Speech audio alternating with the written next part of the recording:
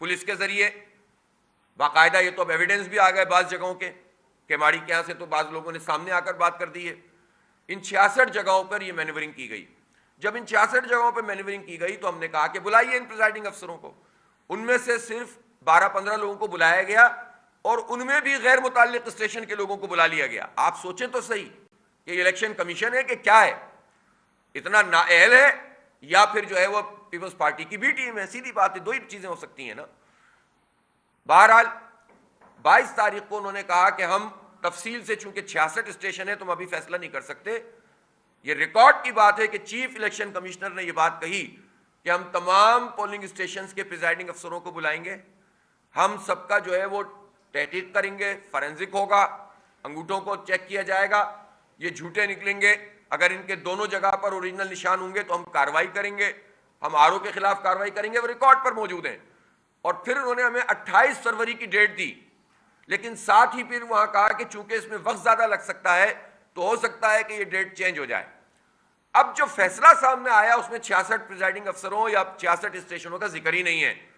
انہوں نے ری کاؤنٹنگ صرف ان پولنگ اسٹیشن پہ کروا دی ہے کہ جو 15-16 اس دن 22 تاریخ کو پیش ہوئے تھے۔ تو پھر یہ 1-1.5 مہینہ مزید کیوں لگایا ہے؟ سوال یہ پیدا ہوتا ہے۔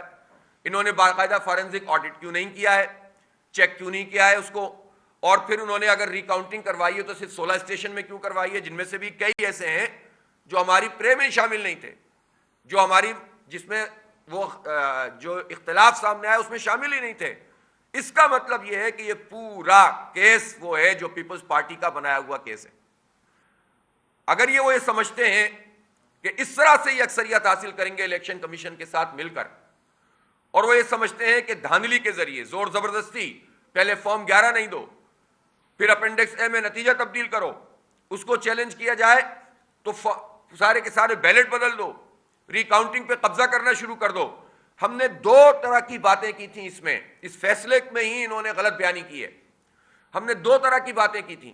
ایک نو یوسیوں کو آئیڈینٹیفائی کیا تھا کہ جس کا نتیجہ تبدیل کیا گیا ہے، اس پر ہم نے واضح طور پر لکھا ہے کہ اس کا نتیجہ فارم 11 کے مطابق کر کے آپ ٹھیک کر دیجئے۔ یہ 1 دن کا کام تھا، 2.5 مہینے لگائے اس میں۔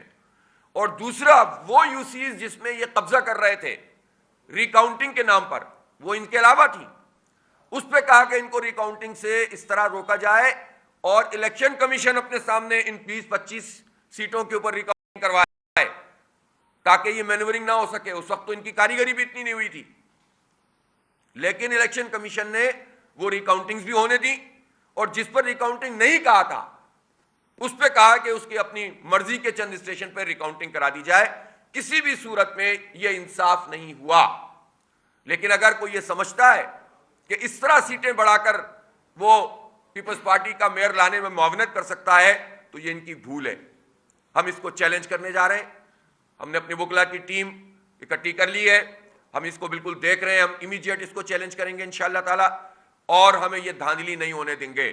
میں کراچی کے لوگوں سے یہ کہنا چاہتا ہوں کہ انہوں نے جماعت اسلامی پر اعتماد کیا ہے، جماعت اسلامی انشاءاللہ ان کے ووٹ کا تحفظ کرے گی۔ کراچی کے لوگوں سے بھی اپیل کرتا ہوں کہ وہ ہماری اس جد و جہد کی پشت پر آ کر کھڑے ہوں۔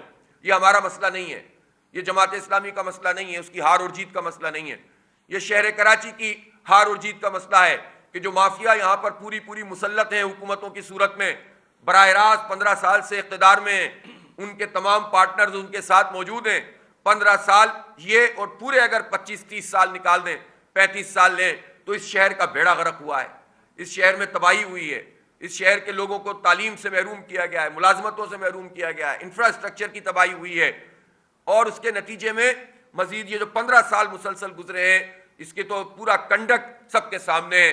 تو جو 15 سال سے پورے سندھ کو اجاڑ رہے ہیں وہ یہ چاہتے ہیں کہ زبردستی جو ہے وہ اپنا میئر بھی لا کر جو بچا کچا ہے وہ بھی سب لٹا کر پھینک دیں۔ تو کراچی کے لوگوں کو اب اس کے اوپر اٹھ کر کھڑا ہونا چاہیے، اور جماعت اسلامی اس پر اپنا جو بھی موقف رکھتی ہے وہ آئینی ہے، قانونی ہے، عدالتی ہے اور جمہوری ہے۔ ہم اس کے لیے جد و جہد کریں گے اور ووٹوں کا تحفظ کریں گے انشاءاللہ تعالی۔ دوسری بات یہ ہے کہ ضمنی انتخاب جو رمضان المبارک میں انہوں نے رکھا ہے، ہم نے کہا تھا کہ اتوار دن کے کہیں تو الیکشن کمیشن نے کہا ہے کہ ہم اس دن چھٹی ہو جائے گی۔ چلے ٹھیک ہے، آپ کرائیے الیکشن ضمنی انتخاب، لیکن یہ ضمنی انتخاب جو 2 مہینے بعد تاخیر کے بعد اعلان ہوا ہے یہ الیکشن کمیشن کے لیے ایک سوالیہ نشان ضرور ہے۔ یہ ضمنی انتخاب تو 16 جنوری کو اناؤنس ہو سکتا تھا۔ یہ نہ کرنے کا مطلب یہ ہے کہ پیپلز پارٹی ظاہر ضمنی انتخاب پر بہت چین و جبیں تھی، بہت پریشان تھی، اور آپ نے تو ان کی قیادت کی طرف سے دیکھ لیا کہ وہ اس کے خلاف کتنی بات کر رہے تھے۔ اب جب یہ ڈیٹ آ گئی ہے تو پھر ظاہر ہے کہ جو بھی وہ دھاندلی کی کوشش کر سکتے ہیں کریں گے۔ میں کراچی کے عوام سے کہنا چاہتا ہوں کہ جو 11 یوسیز ہیں یہ بہت اہم ہے، اور ان یوسیز میں ہمیں 2-3 طرح کے کام کرنے ہیں۔